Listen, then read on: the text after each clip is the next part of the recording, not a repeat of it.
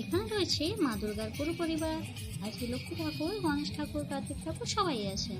আর এই অনুষ্ঠানটি আয়োজন করা হয়েছে তমলুক মহাপ্রভু মন্দির থেকে, কারণ ওখানে এসেছে সে গৌরাঙ্গ মহাপ্রভুর পাদুকা। আর সেই জন্য এই যে খোলকরা তালের সঙ্গেও শুরু হয়েছে নগর পরিক্রমা। আর এটি চলছে ঠিক তমলুক হাই রোডের ওপর দিয়ে।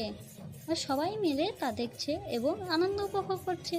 কি সুন্দর দেখুন, খোলের তালে তালে সবাই নাচ করছে। আর রয়েছে অনেক খোল।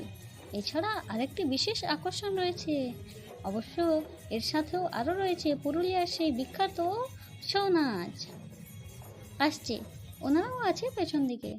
সব ধর্মেই একসঙ্গে আছে বা সব সংস্কৃতি একসঙ্গে রয়েছে। এই যে এখানে সেজেছে এই যে মহিষ, ওরে বাবা, যেন সিং দিয়ে তুলে একদম ফেলে দেবে। আর এই যে ছৌ নাচের মতো সেজেছে সবাই, একসাথে সবাই নগর পরিক্রমার জন্য বেরিয়ে গেছে।